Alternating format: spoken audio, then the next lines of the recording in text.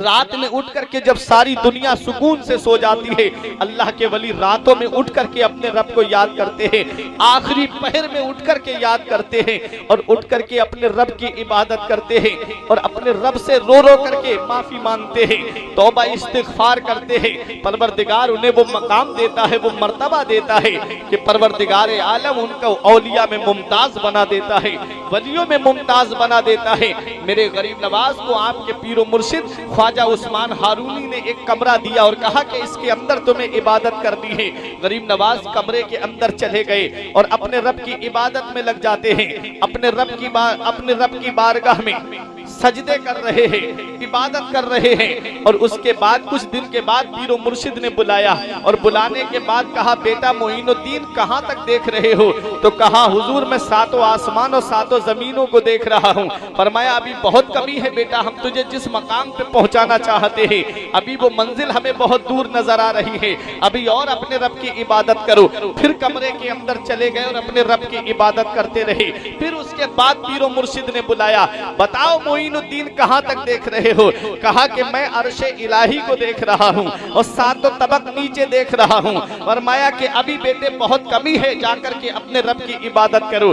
फिर गरीब नवाज कमरे में चले जाते हैं और उसके बाद जब तीसरी मर्तबा पीरो मुर्शिद ने बुलाया और बुलाने के बाद में अपनी दो उंगलियां शहादत वाली उंगली का एक कैंची बना करके और उनकी आंख पे रख करके कहा, बताओ बेटा आप कहाँ तक देख रहे हो? तो गरीब नवाज का जवाब है, कहते हैं हुजूर मैं अपने रब के जलवों को बेहिसाब देख रहा हूँ और जमीन पे तहतो सरा तक देख रहा हूँ। पीरो मुर्शिद कहते हैं, ऐ मोइनुद्दीन जिस मकाम पे हम तुझे पहुंचाना चाहते थे, जिस मंजिल पे हम तुझे पहुंचाना चाहते थे, तू उस मकाम पर पहुंच गया है, तू उस मंजिल पे पहुंच गया है।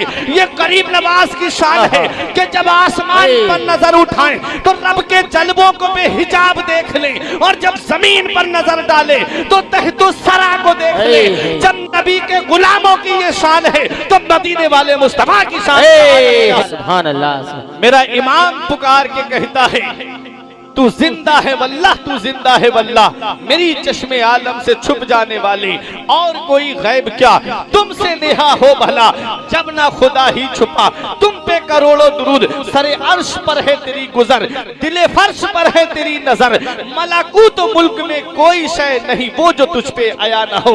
ये हजरात गरीब नवाज की शान है कि आसमान पे नजर डाले तो आसमान पे नजर डाल करके रब के जलवों को बेहिजाब देख ले और जमीन पे नजर डालें तो तहतो सरा तक देख लें। ये गरीब नवाज की शान है। पीरो मुर्शिद ने कहा, बेटे जिस मकाम पे पहुंचाना चाहता था तू उस मंजिल पे पहुंच गया है, तू उस मकाम पे पहुंच गया है, चलो अब हज करने के लिए चलते हैं। अब पीरो मुर्शिद के साथ में गरीब नवाज हज करने जा रहे हैं। वो सादत कितनी बड़ी सादत मंदी की बात होगी कि साथ में पीरो मुर्शिद हैं और खाना काबा का तवाफ कर रहे हैं। जब काबे का तवाफ कर रहे थे तो गरीब नवाज के पीरो मुर्शिद ने कहा, मेरे परवरदिगार मैं अपने इस मुरीद को तेरी बारगाह में पेश करता हूँ। गैब से आवाज आती है, उस्मान हारूनी हमने तुम्हारे इस मुरीद को कबूल कर लिया है।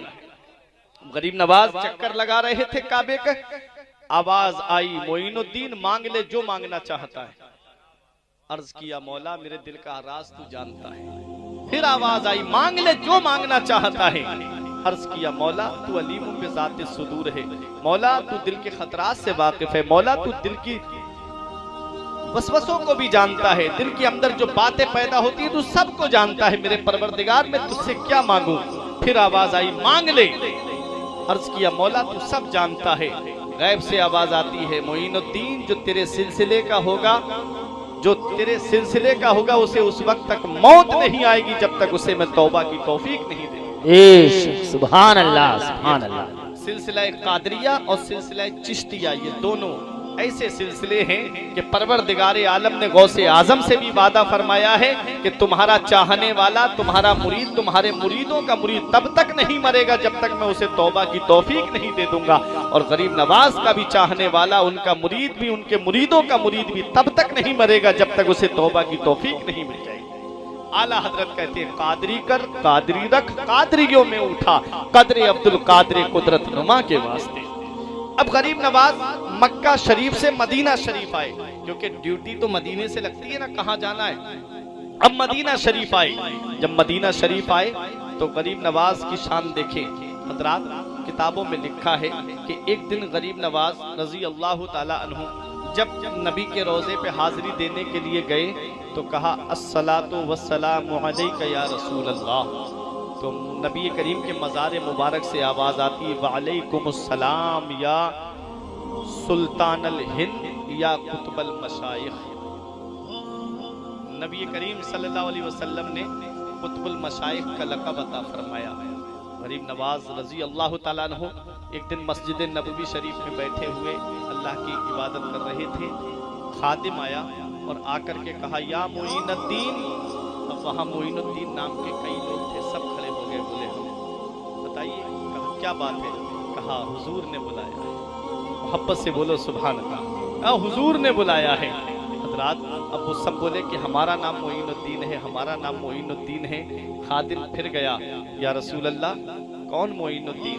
फरमाया मोइनुद्दीन चिश्ती को बुला लाओ। गरीब नवाज को जब बुलाया जाता है, गरीब नवाज नबी के रोज़े पे पहुँचे। मदीने वाले मुस्तफ़ा ने इरशाद फरमाया मोइनुद्दीन जाओ, हमने तुम्हारी ड्यूटी हिंदुस्तान लगा दी है। जाओ हिंदुस्तान की सरजमीन पे जाकर के इस्लाम का झंडा लहराओ। जाओ हिंदुस्तान की सरजमीन पे इस्लाम का परचम लहराओ। जाओ वहाँ जाकर के दीन की खिदमत करो। हजरात अर्ज करते हैं नबी की बारगाह में, या रसूल अल्लाह मैंने तो हिंद देखा भी नहीं है। नबी करीम सल्लल्लाहु अलैहि वसल्लम ने ख्वाब में पूरा नक्शा बता दिया, किस किस रास्ते से जाना है, किस किस तरीके से जाना है।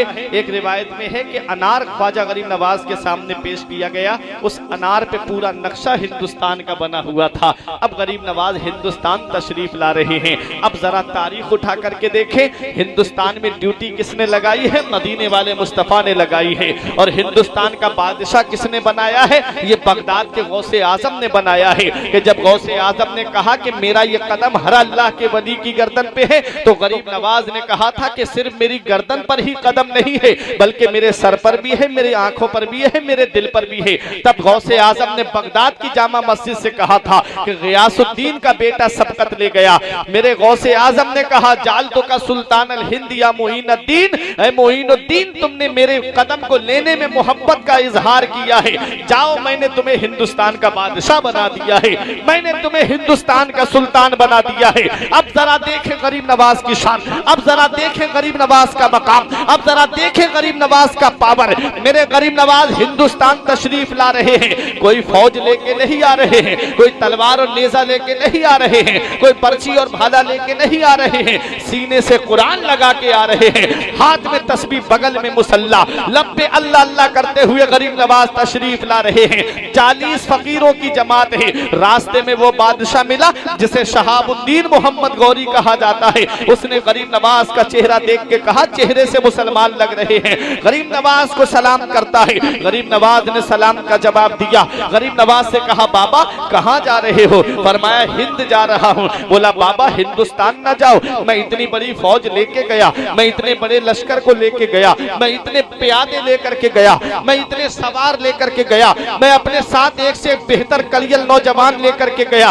बाबा तुम हिंदुस्तान ना जाओ, हिंदुस्तान में कोई अल्लाह अल्लाह करने वाला नहीं है, वहाँ कोई नबी को पुकारने वाला नहीं है। बाबा तुम हिंदुस्तान जाकर क्या करोगे? तो मेरे गरीब नवाज फरमाते हैं बादशाह तू कहना क्या चाहता है? उस बादशाह ने कहा बाबा मैं इतना बड़ा लश्कर लेकर गया, मैं हिंदुस्तान के राजा से हार कर आ रहा हूँ, मैं हिंदुस्तान के राजा से शिकस्त खा के आ रहा हूँ। मेरे बाबा तुम हिंदुस्तान ना जाओ। तो गरीब नवाज का जवाब सुनो।